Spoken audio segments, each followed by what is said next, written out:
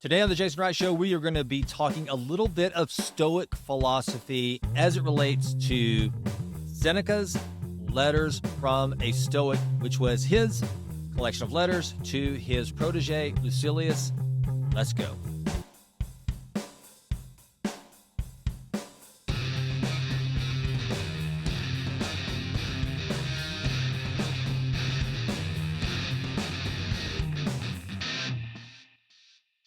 Hey, folks, I want to tell you about Authentic Health. Authentic Health is the sponsor of the Jason Wright Show today, and also Authentic Health is a company that I am the co-founder of.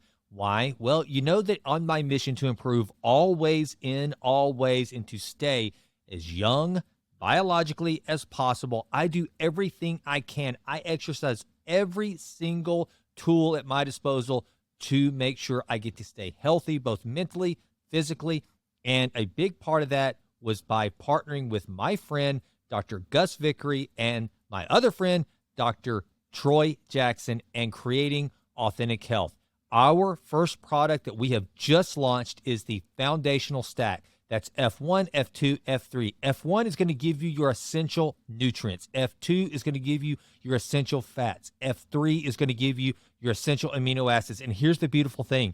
It is only a 3-bottle stack that you can take that will cover all your bases and get you to the next level. It is literally designed to help fill all the deficits that we just don't get from our food these days, but also is to help protect against the toxins that are in our water, in the air, that are in the grass that we walk in. It is made to protect and not only just make you better, but also to help you to excel beyond what is just good enough. These are products that were designed based on how our bodies were designed at the cellular level. I am so very proud to be a part of this amazing company with these amazing partners designing and creating incredible products to help you, my listener, as well as myself, stay healthier and live longer and really dial in on health span, not just lifespan. So please, if you are interested in better health, then go out to shopauthentichealth.com and you can order your 3-bottle stack right now, the foundational stack. And if you use promo code Jason, you're going to get 10% off your first order. So check it out right now, shopauthentichealth.com. Order the foundational stack. You'll be glad you did. Now enjoy the show. So the thing I love about Stoic philosophy is that it deals with how to react to life. Instead of trying to think about what things life can give you to make you happier in the form of material goods or jobs or status or anything like that. Instead, it teaches that no matter where you are, it's how you react that determines whether you are happy or sad, rich or poor, healthy or sick.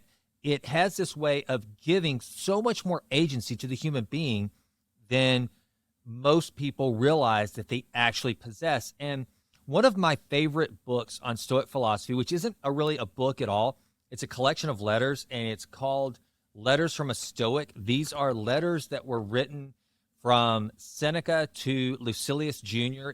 Seneca playing the role of the mentor. Lucilius was his protege. And in the book, in the collection of letters, you see this back and forth dialogue between mentor and mentee, and it's just chock full of applicable wisdom. And I recommend it to anyone. And there's one of the things in the second letter that Seneca is writing to Lucilius, and he's actually writing from he takes something from Epicurus, which is somebody that was basically Epicurean philosophy and thought is to basically, it's decadence. It's enjoy whatever you can from life. It's a life should be based on pleasure. And so it's in stark contrast to Stoicism. But in this particular section, Seneca, and he makes note of it, that don't think that just because I'm quoting Epicurus that I have gone to the enemy camp, but instead I have read his writings as reconnaissance. It's to figure out, is there something that I can learn from someone who I disagree with? And it turns out that actually there was something very important that stuck with Seneca that he passes on to Lucilius that I think we can all learn from, especially in this day and age of hyper-materialism and and status that is so driven by social media and just entertainment and pop culture in general. And here's what it says. It says, a cheerful poverty, he says, is an honorable state. But if it is cheerful, it's not poverty at all. So what I think that Epicurus was saying, that Seneca was agreeing with and passing on to Lucilius, was that if you are happy and if you're full of joy, even if you don't have the nicest house, maybe you don't have that much food, maybe you are, by all economic standards, you're actually poor or in poverty, but you're able to find happiness and joy through family, relationships, laughter, writing, whatever the case may be, then are you really in poverty at all? If all of a sudden your wealth has shifted from only being driven by external influences and external material things, and instead it's based more on internal enjoyment and pleasure, and that's where you find your wealth, then really are you in poverty at all? And immediately I thought of a scene from one of my favorite movies in the whole world. It's A Christmas Carol by Charles Dickens. And every year I watch this one version of A Christmas Carol. It's the TNT version of it. The reason why I watch it is because it came out the year my oldest daughter was born. And so it just has this nostalgic appeal to me, even though there's however many versions of A Christmas Carol out there. But this is the one we watch every year. And there's one scene where I guess it's the ghost of Christmas Present takes Ebenezer Scrooge to Bob Cratchit's home. And you see it's a small home. And this family has a lot of kids. Of course, there's Tiny Tim there. He's crippled. They're poor. And Martha, the oldest daughter, she has to take one day off. She works through the night. I think it says in the movie that she slept in the factory so that she could get her work done and be there on Christmas Day. I mean, being able to get off work for Christmas Day was like this huge deal. Even Bob Cratchit, he has to take this lecture from Ebenezer Scrooge about how he's basically stealing from Ebenezer Scrooge by getting paid for his Christmas Day off. But when this family comes together, you see them around the table with what the mom has made as their Christmas dinner, and it's small. It's like this little bitty goose, and she tells Bob Cratchit how she was able to save enough money and get this particular goose that was not very big, and they have a fig pudding, and it's just kind of this tiny little meal by any feast standards. But everyone's happy. They are so full of joy. They're laughing, and even Ebenezer Scrooge, he even makes a comment about, well, no one seems to be complaining, and the Ghost of Christmas Present says no Cratchit would ever dare to complain. But the bigger point is this, is that in that moment, even though by every economic measure, Bob Cratchit's family is in poverty, they're poor, yet you couldn't look at that scene. You can't watch it and think to yourself, they are a poor family. They're happy. They're full of joy. And I love this part of this particular letter because I think that we live in a time now where we get to see not only how well everyone is doing, but how well everyone is able to pretend to be doing. I remember when I was growing up in the 80s and the 90s, and we knew who the rich people in town were because of their house and their cars. We knew where they lived. I lived in a small town, so you kind of knew where everybody lived. And so you saw their house, you knew what their parents drove, and you knew who had money, and you knew who didn't, and you knew who was just kind of normal. But you didn't really know anything beyond that. In fact, I remember we never knew where our friends went on vacation. As I'm thinking about this now, I never knew where my friends went on vacation, ever. I mean, unless you happened to ask them, you didn't know. Now we know where all of our friends go to dinner, where they vacation, where they hang out at night, what their house looks like, what their wardrobe looks like, what their car looks like, what their parents' cars look like. We know what their entire life looks like, and we can put a price tag on it. And if it exceeds our own, then somehow we think we're less than, we're doing without. We now know what everyone has, and everyone is jockeying for status. Then you combine that with the fact that the luxury brand companies have jumped onto this and are now marketing towards lower middle class and poor people in ways they never have before, because they know that these people that don't have a lot of money, they will spend their last dime to have that Gucci bag, those Gucci loafers, or whatever, to show status and do what some wealth expert just said recently. I thought it was really great, is that the poor stay poor by trying to look rich, and the rich stay rich by looking poor. And there's so much merit in that statement. But the bigger picture is we don't have to have a lot of stuff to be happy. And that is what Epicurus was making note of. And there's an honor in actually having a little, but in terms of wealth or monetary value, but having great happiness and joy in relationships. I don't think anyone could ever argue that somebody like Mother Teresa was rich. I mean, she was by all means not a wealthy person, yet she led one of the most incredibly rich lives of any human being that's ever lived, or Billy Graham for that matter, or fill in the blank. So many other people that barely had any money whatsoever, but they had happiness and joy. It's kind of like the film Life. What is that? The movie about the World War II family, the Italian family that gets captured.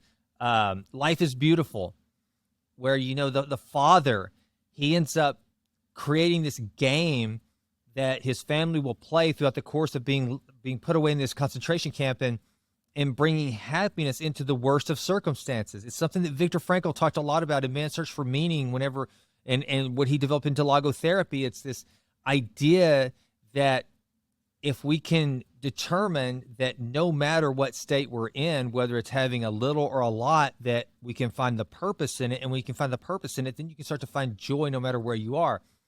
I think the Apostle Paul, he talked about it in the Bible. He said he knew what it meant to have a lot, to have nothing, and to be content either way. He had determined to just be steady no matter what he had monetarily. And I think that is something that in this particular letter that meant so much to me. And to me, it's what has continued to stand out in Stoic philosophy for me, is that this idea of managing your reaction to life. Life is always going to come at you. It's just like Ferris Bueller said, life moves pretty fast. You better stop every once in a while and smell the roses. Life moves pretty fast, and you better stop and figure out how you are going to react to it. And if you can determine in your mind that no matter what, there's honor in being happy and joyful no matter your circumstance, then life will be better, and you will start to exercise and take agency over your life.